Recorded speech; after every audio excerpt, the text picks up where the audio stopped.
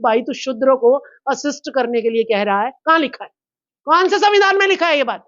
मनुस्मृति में लिखी है या संविधान में लिखी है? प्रूव कर इस बात को, और नहीं करी तो तू जो है इस पे तेरे ऊपर जो है हम एक्शन लेंगे, मानहानि का केस जो है दायर जो है इस पे करवाएंगे। मतलब आप अदालत तक पहुंचेंगे, पुलिस बिल्कुल प्रशासन तक बिल्कुल बिल्कुल। शूद्र क्यों, किसको कह रहा है? प्रूव कर सबसे पहले, शूद्र में आते कौन कौन है, और शूद्र हमें संविधान बता रहा है या तुम्हारा घटिया कोई ग्रंथ बता रहा है? प्रूव कर इस बात को, ठीक है? मतलब नहीं तो हम बन एक्शन जाएगा ये अब इतने। बिल्कुल बिल्कुल। हम कब तक शूद्र सहेंगे? कौन है शूद्र? हमें डेफिनेशन पता होनी चाहिए ना। मैं एक जागरूक शिक्षक हूँ, ठीक है, तो मुझे पता होना चाहिए शूद्र का मीनिंग कौन है। ये सरकार जो है उस पर एक्शन नहीं ले रही है, तो ये प्रूव करता है कि देश संविधान से नहीं चल रहा है, देश मनुस्मृति से चल रहा है। आप देख रहे थे जनता लाइव, मैं हूँ आप साथ रवीना। प्रेस क्लब में हम लोग हैं, राजबाला सैनी जी हमारे साथ हैं और एक और साथी उनके साथ हैं। जो आज ये प्रोग्राम रखा गया था जिसका पोस्टर आप देख लीजिए, बहुजन हेल्पलाइन। तो कहीं ना कहीं जो चीजें आज के दौर में हमें देखने को मिल रही हैं, बहुजनों के खिलाफ जो चीजें हो रही हैं, किसी भी प्रोफेसर की बात हम कर ले, रितु सिंह की बात कर ले, लक्ष्मण यादव जी की बात कर ले, तो ये जो अत्याचार है वो देखने को मिल रहे हैं और अभी इनकी संख्या लगातार बढ़ती जा रही है। वो लोग भी इसमें शामिल थे, अपनी बातें उन्होंने सामने रखी हैं। पहले तो इनसे जान लेते कि किस चीज के बारे में ये प्रोग्राम है, इसके बारे में हम थोड़ा संक्षेप में जानना चाहेंगे। देखिए, मैं आपको बता दूं कि अगर हम हाई कोर्ट और सुप्रीम कोर्ट में जजेस की अगर हम बात करें, तो अगर उसका डाटा निकलवाएं तो हमें जो है 80 से 90% जो जज हैं वो एक ही समुदाय के निकलेंगे, वो अपर क्लास के निकलेंगे, ठीक है? तो ज्योतिबा फूले जी ने भी ये कहा है कि हमें जो है न्याय नहीं मिलता क्योंकि सत्ता शासन और प्रशासन में हमारे लोग नहीं है। अंग्रेजों ने भी कहा है कि ब्राह्मणों में जो है न्यायिक चरित्र नहीं होता है, जो कि हमें देश में देखने को भी मिल रहा है। चाहे वो आप पहलवान लगा लीजिएगा, ब्रजभूषण शरण पर हजारों लड़कियों के जो है सेक्सुअल हरासमेंट के जो है आरोप हैं, लेकिन उसके बावजूद भी, पब्लिक फिगर होने के बावजूद भी उनको न्याय नहीं मिला। और अभी जो है ना सस्पेंड हुई है कि इस्तीफा दिया है, क्या है वो चीज चल रही है। जब पहलवानों की, पब्लिक फिगर की ये हालात है, तो एक जो मजदूर है, एक जो महिला है जो खेत में काम कर रही है, जो किसी के घर कोठी में काम कर रही है, उसके साथ क्या क्या होता होगा और उसकी सुनवाई कहाँ होती होगी, ये हम इस देश की जो है बेटियां, जो देश के लिए रत्न लेके आई, जो अवार्ड लेके आई, उनकी हालत देख के हम ले सकते हैं संज्ञान कि उनकी सुनने वाला कोई भी नहीं है। कि अगर एक का बलात्कार किसी ने किया होगा तो वो अगर रिपोर्ट लिखवाने गई होगी, मुझे लगता है पक्का शर्तिया कि वो रिपोर्ट लिखने वाले भी कहेंगे भाई एक से बलात्कार करा रही, चल 2-4 और कर देते हैं हम, लेकिन उसकी रिपोर्ट जो है दर्ज नहीं होती होगी। मैं इसका पूरा जो है अपने दिल से जो है कह सकती हूँ कि ये इस देश में होता है, क्योंकि मणिपुर में महिलाओं को नग्न घुमाया गया, हजारों लोग साथ में थे, कोई भी रोकने वाला नहीं था। तो ये इस देश की न्यायिक जो है परिभाषा को जो है दर्शाता है, ये जो सीन है।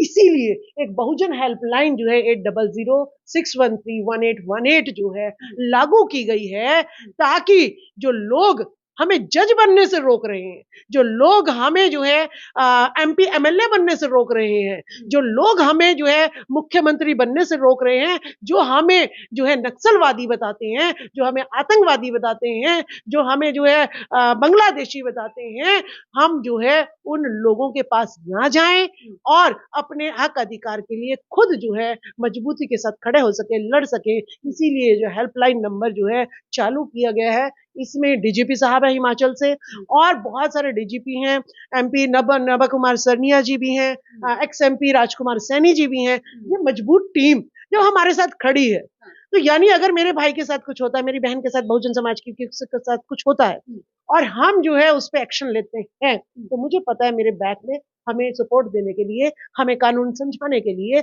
हमारे साथ में मजबूत पिलर खड़े हैं, तो मैं उस चीज को अच्छी से लड़ाई लड़ सकूंगी। आप लोगों ने बोला ये हेल्पलाइन नंबर आप लोगों ने जारी किया ताकि अत्याचार ना हो, ताकि अगर किसी के साथ भी कोई अन्याय होता है तो वो आवाज उठाए, लगातार बात हो। आपने ये भी बात की कि हिस्सेदारी कितनी है बहुजन समाज की, या फिर जज नहीं जो लोग बनने दे रहे, ये सारी चीजों की चर्चा की। लेकिन हाल फिलहाल में एक ऐसा इंसिडेंट, एक ऐसी वीडियो सामने आई है जो इन चीजों को सोचने पे हमें मजबूर कर रहा है कि अभी भी देश के लोगों की मानसिकता क्या है। विवेक बिंद्रा है, यूट्यूबर है, एक मोटिवेशनल स्पीकर है, उनकी वीडियो वायरल हो रही है जिसमें वो कहते हुए नजर आ रहे हैं कि शूद्र असिस्ट करने के लिए बने हैं, उनको लीडर मत बनाइए वरना दिक्कत करेगी। गधे के बच्चे को एक बात समझ नहीं आती, वो मोटिवेशनल स्पीकर है तो शूद्र कह के डिमोटिवेट कैसे कर सकता है? तो वो मोटिवेशनल स्पीकर हो ही नहीं सकता।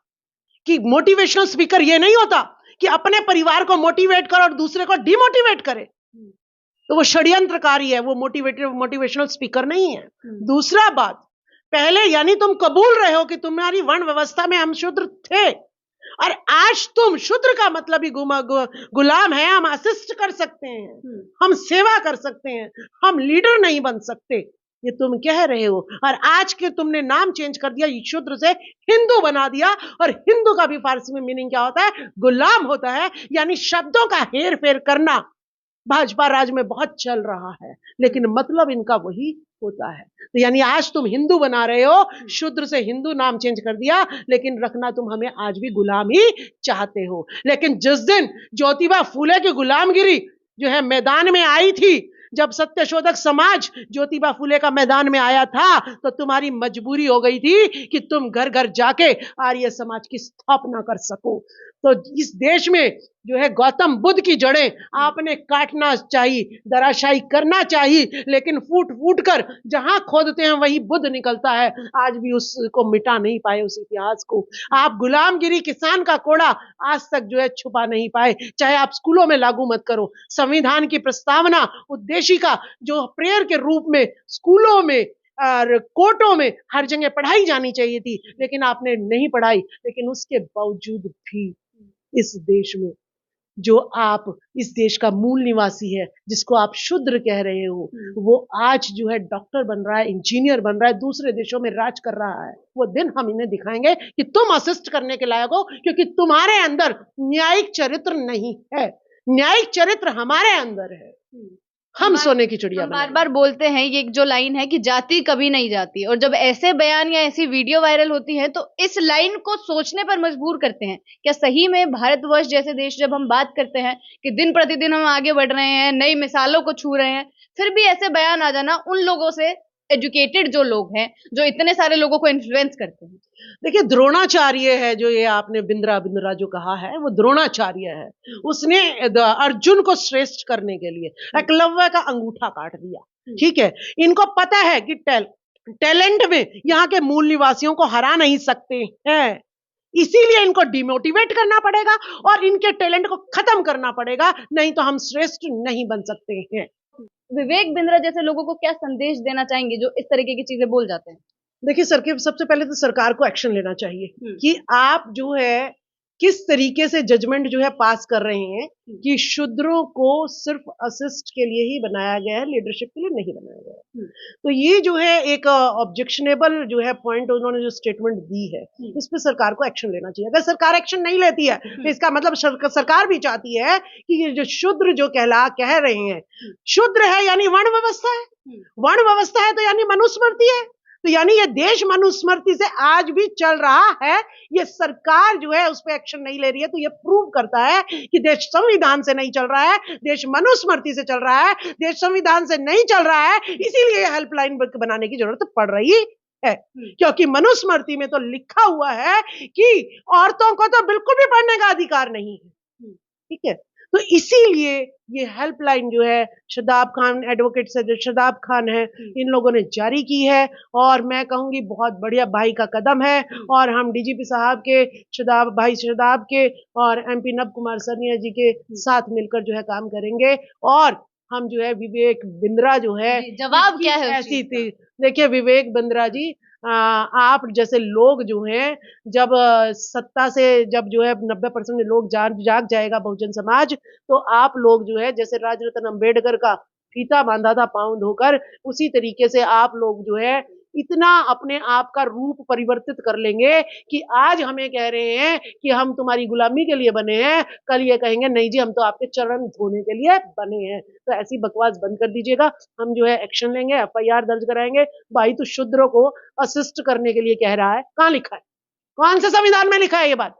मनुस्मृति में लिखी है या संविधान में लिखी है? प्रूव कर इस बात को। और नहीं करी तो तू जो है इस पे तेरे ऊपर जो है हम एक्शन लेंगे, मानहानि का केस जो है दायर जो है इस पे करवाएंगे। मतलब आप अदालत तक पहुंचेंगे, पुलिस बिल्कुल प्रशासन तक पहुंचेंगे? बिल्कुल बिल्कुल। शूद्र क्यों, किसको कह रहा है, प्रूव कर सबसे पहले। शूद्र में आते कौन कौन से, कौन कौन है, और शूद्र हमें संविधान बता रहा है या तुम्हारा घटिया कोई ग्रंथ बता रहा है, प्रूव कर इस बात को, ठीक है। मतलब नहीं तो हम बन एक्शन जाएगा ये अब इतने। बिल्कुल बिल्कुल। हम कब तक शूद्र सहेंगे, कौन है शूद्र, हमें डेफिनेशन पता होनी चाहिए ना। मैं एक जागरूक शिक्षक हूँ, ठीक है, तो मुझे पता होना चाहिए शूद्र का मीनिंग कौन है, शूद्रों में आते कौन कौन है, और उसे संविधान कह रहा है या मनुस्मृति कह रही है। और तू, तेरे बाप दादा ने जो है सर्टिफिकेट दे दिया कि शूद्र जो है सेवा के लिए बने हैं और जो है लीडरशिप के लिए नहीं बने, तो आजा जरा जो है ना डिबेट कर ले। तेरे गौतम बुद्ध ने भी डिबेट करी थी तुम्हारे पंडित पुजारियों से, हार गए थे ना, ठीक है। तुम्हें षड्यंत्र करना आता है।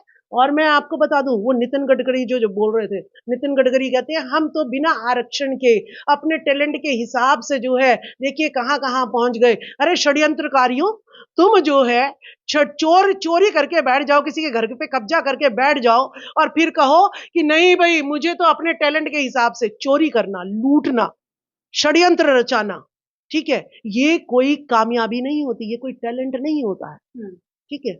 तो ये जो है कोई टैलेंट नहीं है तुम्हारा, तुमने कब्जा कर रखा है। तुम्हें कोई जो सही बोलता है, बाबू जगदेव प्रसाद कुशवाहा थे, उन्होंने सही बोला, आपने जो है सत्ता में जो है उनको मंच पे मार दिया गया। जो सही बोलता है ईडी सीबीआई और जो है उसको गायब करवा लेते हैं। अभी असम के एमपी ने कहा कि इतनी महिलाएं जो है गायब ही हैं गुजरात से। बताइए, गुजरात का मॉडल दिखा दिखा के नरेंद्र मोदी को पीएम बना दिया, मणिपुर में 3 महिलाएं नग्न कर दी। तो क्या तुम्हारा यही गुजरात मॉडल है? तो महिलाओं की सुरक्षा की भी बात होनी चाहिए, हर चीज का एक अलग किया जा रहा है, मतलब मुद्दे नहीं बन पा रहे हैं। बिल्कुल बिल्कुल मुद्दे नहीं बन पा रहे हैं। तो इसको जो बिंद्रा है इस पे जो है जरूर हम कोई ना कोई एक्शन जरूर लेंगे। एक एडवोकेट भी हमारे साथ हैं, शादाब खान इनका नाम है, इनसे भी समझते हैं। सर, आप तो लीगली टर्म्स को अच्छे से जानते हैं, अच्छे से कानून व्यवस्था को समझ रहे हैं, आपको क्या लग रहा है कि जब ऐसे हेल्पलाइन नंबर जारी करने की जरूरत आन पड़ी है तो क्या हमारी कानून व्यवस्था कहीं ना कहीं पिछड़ रही है? देखिए, आपका सवाल बिल्कुल सही है। जब कानूनी जो व्यवस्था है, देखिए कानून में व्यवस्था तो है, SC/ST एट्रोसिटीज एक्ट है, इसके अलावा और भी दीगर कानून हैं। तो आपको ये देखना होगा कि कन्विक्शन का क्या रेट है। NCRB का ही डेटा आप देख लें, जिसमें FIR लॉज हो जाती है उसमें कन्विक्शन का क्या रेट है, कितने लोगों को सजा हो पाती है, या कानूनी दाव पेच खेल के कैसे लोग बाहर आ जाते हैं। एक बात तो ये है। दूसरी ये कि देश भर में जो SC/ST माइनॉरिटीज एंड OBC पे जो एट्रोसिटीज होती है, और उस एट्रोसिटी के बाद जब वो थाने पे जाते हैं, पुलिस स्टेशन जाते हैं, एडमिनिस्ट्रेशन के पास जाते हैं, और उस मुद्दे को दबा दिया जाता है थाना प्रभारी द्वारा, पुलिस द्वारा, एडमिनिस्ट्रेशन द्वारा, और कई बार तो धक्के मार के जिसके साथ शोषण हुआ, जिसके साथ प्रताड़ना हुई, जिस लड़की का रेप हुआ, उसके माँ बाप को थाने से धक्के मार के बाहर कर दिया जाता है। FIR तक लॉज नहीं होती है। फिर जब वो गांव समाज में आते हैं तो आपने देखा होगा वहां पे दबंग और सामंतवादी लोग उसको मैनेज कर लेते हैं। तो वो डेटा तो सरकार के रिकॉर्ड में भी नहीं है। लोग के साथ प्रताड़ना तो है। देखिए, इस मुल्क में चोरी होता है इसलिए चोरी का कानून है, SC/ST एट्रोसिटीज होती है इसलिए इसका कानून है। तो और आगे भी कानून बने, आगे भी सख्त से सख्त कानून, जैसे लिंचिंग का, भाई उस पर सख्त से सख्त कानून बनना चाहिए, उसका पालन होना चाहिए, उसमें कन्विक्शन होना चाहिए। कानूनी जो प्रक्रिया है वो बहुत स्लो है, बहुत लचर है। इस वजह से लोग जुल्म जाति करने के बाद निकल जाते हैं, उससे बाहर आ जाते हैं। तो उस पर भी हम लोगों की टीम है, काम कर रही है, जिसमें लाखों वकील जुड़े हुए हैं। बहुत सारे, मैंने बताया 100 के आसपास एक सांसद है, 4-5 तो प्रेजेंट के सांसद हैं, और 3-4 DGP हैं, कुछ IAS हैं, कुछ PCS अधिकारी हैं, कुछ चीफ सेक्रेटरी लेवल के लोग हैं, और इसी तरह से हम लोग कई लाखों लोगों की हमारी टीम है। सब मिलकर एक ही मिशन की तरफ काम करेंगे, और हमारी ये कोशिश रहेगी कि लोगों को इंसाफ मिले, कानून सम्मत। कोई भी इलीगल काम हमारा नहीं है, लीगल काम है, कानून सम्मत इंसाफ मिले, जस्टिस मिले, सामाजिक न्याय मिले, लोगों को हर किसी को जीने का अधिकार है। और साथ में आने वाले टाइम में जो इसको बहुजन समाज कहते हैं, सत्ता में भी जाए। इनका काम जो है ना, सिर्फ घंटा बजाना नहीं है, इनका काम है सत्ता तक पहुंचना। और जब सत्ता में आप रहेंगे तो व्यवस्था अपने आप ठीक हो जाएगी। तो सत्ता तक पहुंचे, लेकिन ट्रू लीडर पहुंचे। वो वैसे 131 ना पहुंचे जो रिजर्व सीट पे पहुंचते हैं लेकिन काम नहीं करते। तो ये काम हमारा है कि हम इस तरह से ट्रू लीडर को पार्लियामेंट में या विधानसभाओं में पहुंचाएं। उसी तरह से IAS पीसीएस अधिकारी बने, आईपीएस बने और लोगों को इंसाफ हक हकूक मिल सके। बहुत बहुत शुक्रिया आपका। तो यही कहने की कोशिश है और हेल्पलाइन नंबर जारी कर भी यही सूचना देना चाह रहे हैं कि जितने भी अभी तक केस पेंडिंग भी हैं या जो भी अदालतों में कार्रवाई नहीं हो पाई है, कानून जिन लोगों को न्याय नहीं दे पाया है, ये लोग उन्हीं को कानून के दायरे में रहकर ही साथ देना चाहते हैं और उनके सपोर्ट में आकर उन